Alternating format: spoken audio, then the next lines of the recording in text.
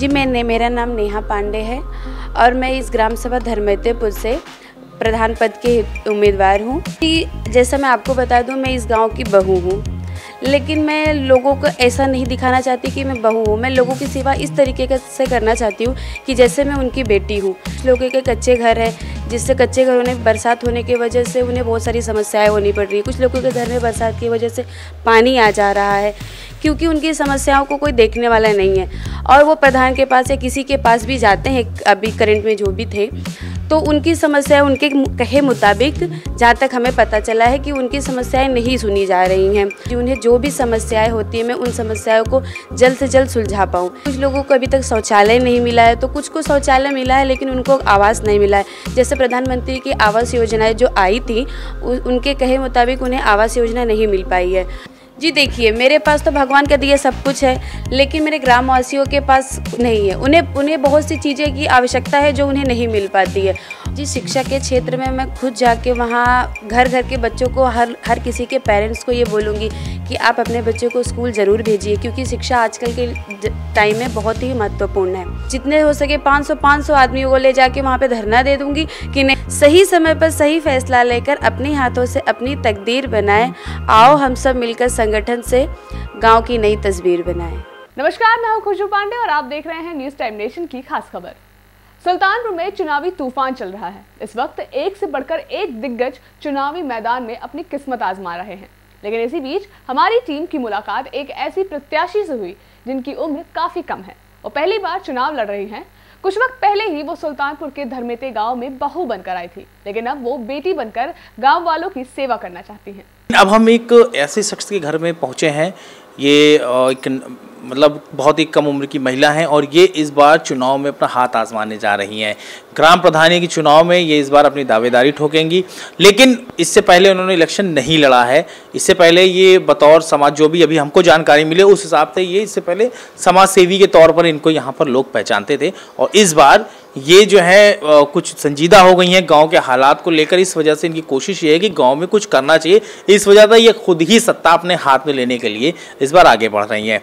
तो हम आपसे मुलाकात करवाते हैं नेहा पांडे जी से। नेहा पांडे जी, बहुत बहुत स्वागत है आपका। जी मेरा नाम नेहा पांडे है और मैं इस ग्राम सभा धर्मैतेपुर से प्रधान पद के उम्मीदवार हूँ।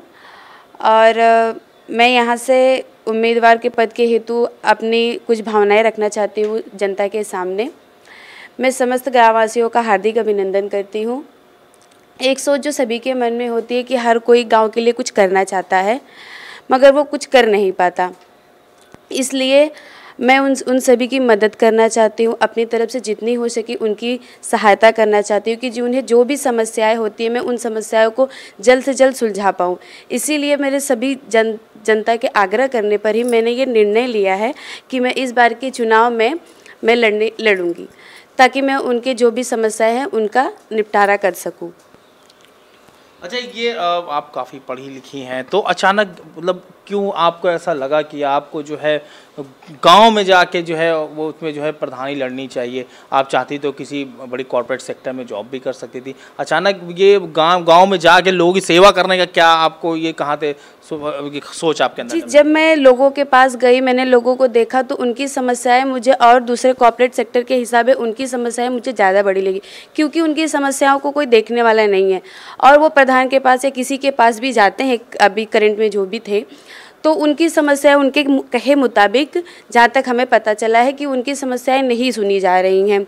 तो मैं चाहती हूँ कि मैं वहाँ उनकी समस्याओं को सुनूँ, समझूँ और उनकी जो भी समस्या है उन पर जल्दी से जल्दी जो भी हो सके मुझसे, जो भी मैं उसे सॉल्व करूँ। अच्छा, जो गांव में आपके लोग हैं, आपकी ग्राम सभा में जितने भी लोग रह रहे हैं इस वक्त, उनके हालात के बारे में कुछ बताएं। जी, उनकी हालात कहे मुताबिक कुछ लोगों की अच्छी है, कुछ लोगों की बुरी है। कुछ लोगों को अभी तक शौचालय नहीं मिला है, तो कुछ को शौचालय मिला है लेकिन उनको आवास नहीं मिला है। जैसे प्रधानमंत्री की आवास योजनाएं जो आई थी, उनके कहे मुताबिक उन्हें आवास योजना नहीं मिल पाई है।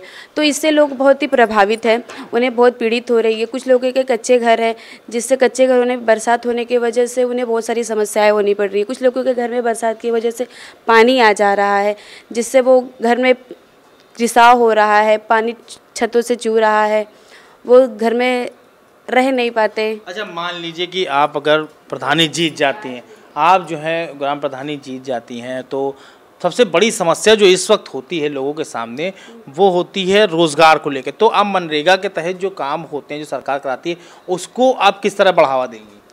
जी, जो भी मनरेगा से चल रही है स्कीम, जितना हो सके मैं उन सभी को जो रोज़गार के लायक है और जिन्हें रोज़गार नहीं मिल रहा है उन्हें रोज़गार देने की कोशिश करूंगी। नहीं जी, सबसे अहम सवाल ये है गांव में जैसे बुजुर्ग हैं, रोज़गार का अभाव है, तो गांव में बुजुर्गों की संख्या भी ज़्यादा है, क्योंकि नौजवान बाहर हैं या माँ बाप से अलग हो गए उनके बेटे।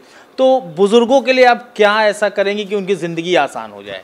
जी, जैसा मैं आपको बता दूं, मैं इस गाँव की बहू हूँ, लेकिन मैं लोगों को ऐसा नहीं दिखाना चाहती कि मैं बहू हूँ। मैं लोगों की सेवा इस तरीके से करना चाहती हूँ कि जैसे मैं उनकी बेटी हूँ। जैसे वृद्धाओं के लिए कुछ वृद्धाओं को उनको पेंशन नहीं मिलती, वृद्धा पेंशन नहीं मिल पाती है, तो मैं उनको पेंशन दिलाना चाहूँगी। तो लोग बता रहे थे कि उन्हें चाहे उन्होंने कितने प्रयास किए लेकिन उनके नहीं हो, तो मैं अपनी एड़ी चोटी का जोर लगा के उनको कैसे ना कैसे भी करके उनका पेंशन ज़रूर दिलाना चाहती हूँ। आपकी ग्राम सभा में कई प्राथमिक विद्यालय भी हैं जिनके कुछ हालात कुछ गड़बड़ हैं, कोई बिल्डिंग धराशायी सी हो रही, कच्ची हुई जा रही है, प्लास्टर गिर रहा है और बच्चों की तादाद भी थोड़ी कम हो, तो शिक्षा के क्षेत्र बच्चों को पढ़ाई के लिए आप कैसे बढ़ावा देंगी? जी, शिक्षा के क्षेत्र में मैं खुद जाके वहाँ घर घर के बच्चों को हर किसी के पेरेंट्स को ये बोलूँगी कि आप अपने बच्चों को स्कूल ज़रूर भेजिए, क्योंकि शिक्षा आजकल के टाइम में बहुत ही महत्वपूर्ण है। और जहाँ तक की बात रही उनके देख रेख की, उनके बुक्स की, तो उनके बुक्स मैं खुद मुहैया करवाऊँगी कि उन्हें फ्री में और हर एक बुक जो भी उन्हें ज़रूरत है वो सारी बुक्स उन्हें मिले। और जहाँ तक बात रही जो उन्हें मिड डे मील दिया जाता है स्कूलों में, कुछ स्कूलों में ऐसा होता है कि उन्हें सही से पौष्टिक चीज़ें नहीं दी जाती हैं और समय पे नहीं दिया जाता है। तो मैं ये चीज़ खुद देखूंगी कि वो उन्हें समय पे वक्त पे दिया जाए, उन्हें पौष्टिक ही खाना दिया जाए ताकि बच्चों के शारीरिक ग्रोथ पे कोई असर ना पड़े। और जहाँ तक बात रही टीचर्स की शिक्षा से, तो वो मैं देखूंगी कि जो भी शिक्षक है वो अपने समय के पाबंद रहे, समय से आए समय से जाए, और शिक्षकों की भी पढ़ाई इतनी रहे कि वो बच्चों को अच्छी तरह से शिक्षा दे पाए। नहीं जी, एक सबसे अहम और आखिरी सवाल यही है, अगर मान लीजिए कि आप गांव वालों की किसी समस्या को लेकर ब्लॉक में गई, मान लीजिए वृद्धा पेंशन को लेकर गई या स्कूल की समस्या को, नाली खड़ंजे की समस्या को लेकर आप चली गई, और अगर किसी अधिकारी ने आपकी बात को नहीं सुना या आपको महसूस हुआ कि सरकार या प्रशासन आपकी बात नहीं सुनी या गांव वालों की तकलीफ पे ध्यान नहीं दे रहे हैं, तो उस सिचुएशन में आप क्या करें? क्योंकि दोषी तो गांव वालों की नज़र में आप होंगी ना, क्योंकि आप बात की गांव वाले तो आप तक पहुंचेंगे, फिर आप उस सिचुएशन में क्या करेंगी? जी देखिए, मेरे पास तो भगवान का दिया सब कुछ है, लेकिन मेरे ग्रामवासियों के पास नहीं है। उन्हें बहुत सी चीज़ें की आवश्यकता है जो उन्हें नहीं मिल पाती है। अगर वो मेरे अधिकारी मेरी बात नहीं सुनते हैं तो मैं वहाँ सभी गांववासियों को जितने हो सके 500 आदमियों को ले जाके वहाँ पे धरना दे दूँगी कि नहीं, इनकी सारी जो भी समस्या है वो समस्याओं को जल्दी से जल्दी आप संपूर्ण कीजिए, और जो भी इन्हें दिक्कतें आ रही हैं उन दिक्कतों का जल्दी से जल्दी निपटारा कीजिए। मैं यहाँ से लेके दिल्ली तक जाऊँगी और वहाँ तक जाके यहाँ तक अपने ग्रामवासियों की समस्याओं को वहाँ तक पहुँचाऊँगी, चाहे कुछ भी हो जाए, लेकिन उनकी समस्याओं को निपटारा करना मेरी जिम्मेदारी है और मैं इसे अपना कर्तव्य समझती हूँ। अंत में मैं यही बात कहना चाहूँगी कि सही समय पर सही फैसला लेकर अपने हाथों से अपनी तकदीर बनाएं। सही समय पर सही फैसला लेकर अपने हाथों से अपनी तकदीर बनाएं। आओ हम सब मिलकर संगठन से गांव की नई तस्वीर बनाएं। तो ये थी नेहा पांडे जी, जो इस बार प्रधान पद की प्रत्याशी हैं। इनके गांव में कई तरह की चीज़ें अलग अलग हैं और कई गांव काफ़ी पिछड़ा हुआ है, कईयों के पास मकान नहीं है, कईयों के पास मकान हैं तो शौचालय नहीं है, कुछ लोगों के पास शौचालय है तो मकान नहीं है, रोज़गार की भी काफ़ी कमी है, मनरेगा के तहत बहुत लोगों को रोज़गार भी नहीं मिल पा रहा, लोगों की कई तरह की शिकायतें। हालांकि इनका यही कहना है कि ये इस घर में बहू बनकर आई थी और अब बेटी बनकर गांव वालों की सेवा करना चाहती हैं।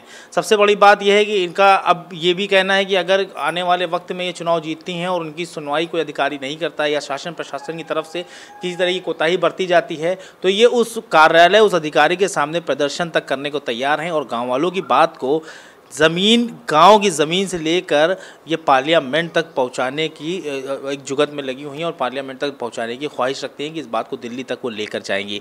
लेकिन अब ये इनके वादे, इनके दावे कितने पुख्ता साबित होंगे ये तो चुनाव के बाद ही साफ हो पाएगा। कैमरा पर्सन दिलशाद खान के साथ मैं मोहम्मद आसिफ दुलार, न्यूज़ टाइम नेशन।